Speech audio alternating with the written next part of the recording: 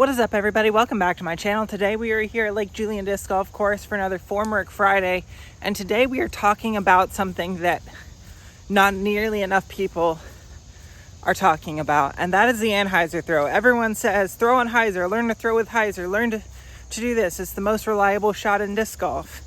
I'm sure it's the most reliable shot, but there's shots that you can do with Anhyzer you cannot do with a Hyzer release. It's just not possible. And not enough people are showing or teaching how to throw consistent, confident released Anhyzers or turnovers. And we need to talk about that. We're gonna fix that today.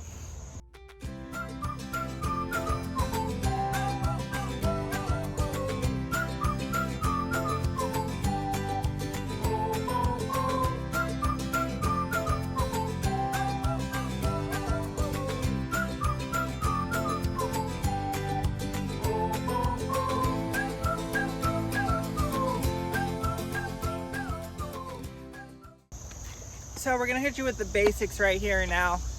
There's basically three main ways to throw on Anhyzer. Yeah, three. One, you just throw flattish, maybe slight Hyzer, but you have such a flippy, understable disc that it's going to turn itself. Example, Clash Disc Peach. 4.5, -2.1 is the flippiest mid-range mold that I bag. I'm gonna throw it flattish and it should just kind of turn.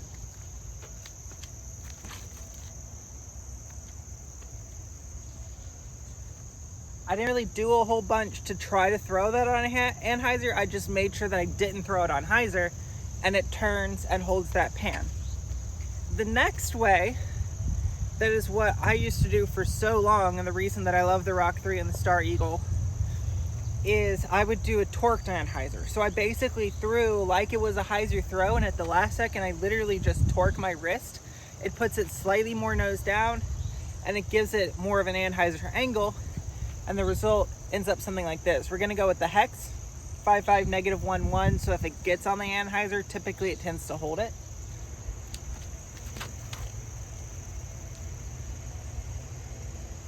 It still comes back. Because I didn't throw Anhyzer, I threw it flat. I just torqued it to make sure that it had that Anhyzer out of the hand, so that I made sure it had the turn. The last type of Anhyzer is the forced Anhyzer, where you are quite literally throwing the disc on the angle, and it's typically with a stable or an overstable disc. This is a method, 5.503. For most people, this is a meat hook, because they're throwing on Hyzer. So for most people, when they release it, it's going to go up and then it's going to dump. However, for somebody who prefers Anhyzer release or favors it, all I have to do is put it on this angle and it's gonna give me a really long S flight. And if I go even more extreme, it's just going to pan out for the entirety of its flight. The best way to do this is to make sure that you are pulling from down to up to down,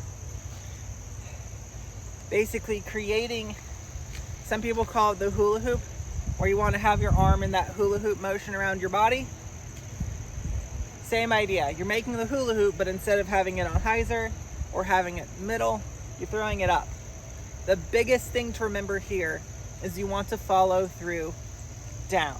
If you follow through the exact same way that you always follow through, it's going to come out more flat, and basically you're just throwing it nose up at that point. So you need to throw and then bring your arm down, and it typically helps to lean up, be super straight, or even back ever so slightly. Let's pump this one on a forced Anhyzer.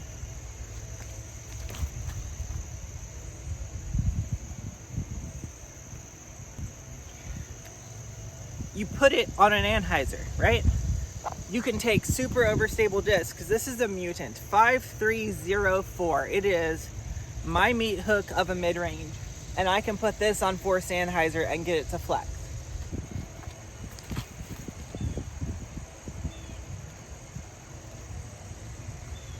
That's not necessarily a shot you're going to be able to achieve by throwing flat to slight Hyzer.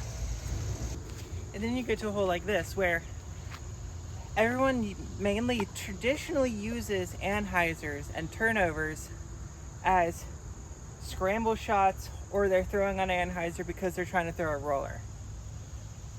If you learn to have a consistent and reliable turnover or flex game, it'll change the way you look at lines.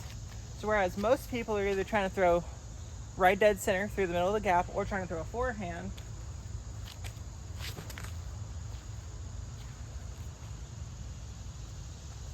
forehand can be a little too unpredictable. But for me, I'm just aiming at this tree right here on the left and just throwing it on an Anhyzer. This is a method. Overstable mid.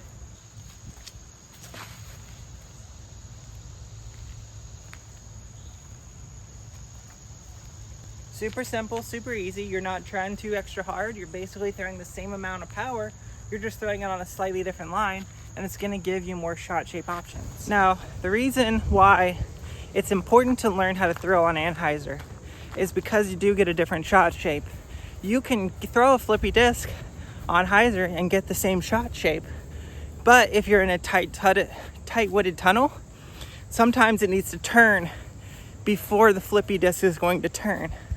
So if you put an overstable disc on that Anhyzer line, it's already turning directly out of your hand, and you're gonna be able to hit a different style of gap, and it's just all around, you'll be a better, more well-rounded disc golfer if you can throw on Hyzer and on Anhyzer. And I don't know why more people don't talk about the Anhyzer. Like this gap, for example. I could try, let me try the peach. We'll throw the peach and we'll see what the flippy disc does. And then we'll throw the method and show what the overstable disc does.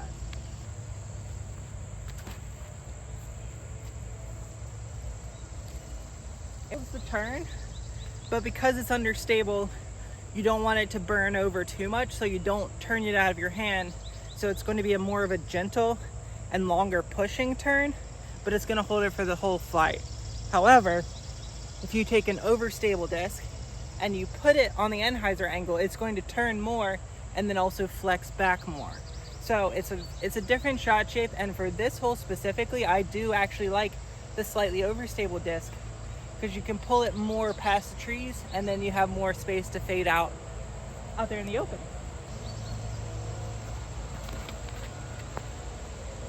Or you just grip lock it. Try it with the Mutant.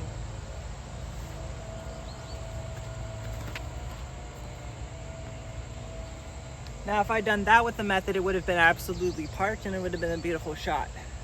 So, depending on how overstable your discs are, obviously you need to learn them.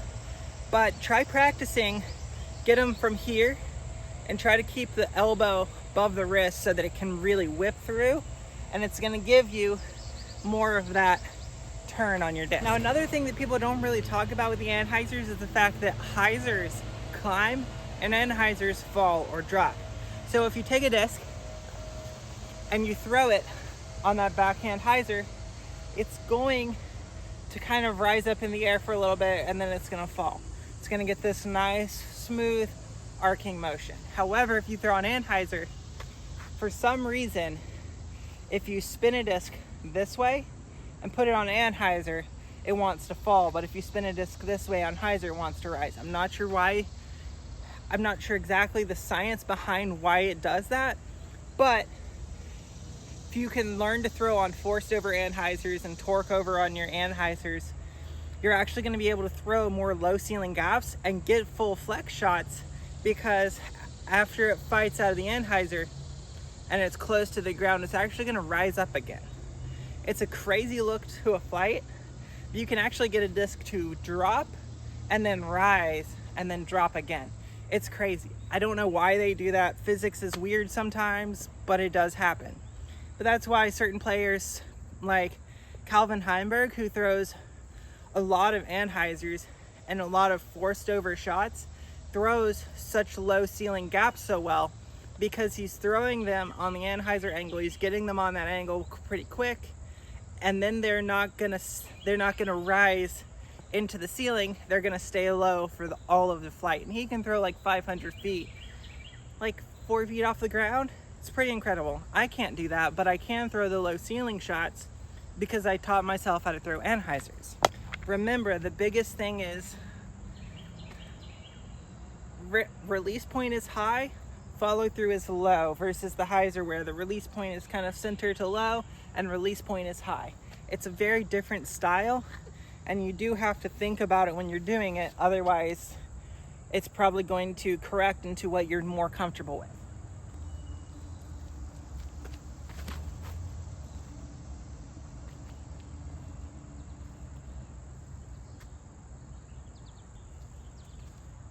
I'm playing with the ceiling, and I'm using all the ceiling I have to my advantage, and granted this hole actually has a pretty decently high ceiling. If you were to push to some more low ceiling shots, like the course I grew up playing, half of the course you can't throw above 15 feet off the ground because you'll hit a branch. So I learned how to throw those low driven piercing shots, and now I'm having trouble with the Hyzers because I've spent so much time torquing it over. But I also think that not enough people are talking about, we're not going to throw the peach.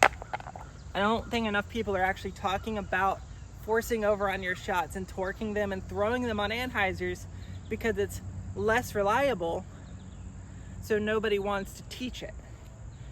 But it's such a useful shot in a game.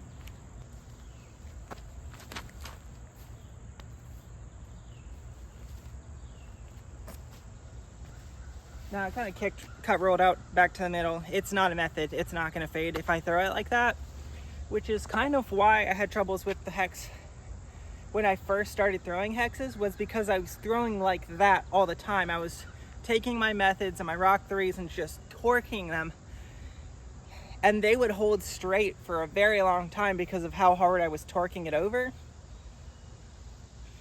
So it's useful, and it can get you in trouble. So it is a good skill to have, though. If you don't have it, there's going to be places when it could have been really helpful if you had just learned to take your super overstable flex disc or your dumpy disc and just throw it on a Sky Anhyzer roller angle and see what happens.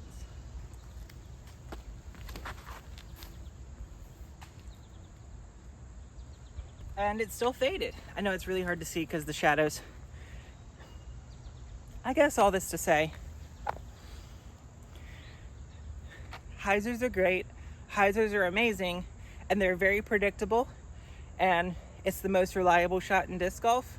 But learn to throw on different angles, and it's going to get you so much further. If you enjoy content like this, make sure to like the video. If you want to see new stuff, comment that down below. Make sure to subscribe for all the subscriber-only giveaways. Join us back next week for the forehand Anhyzer. And until next time, see you out on the course.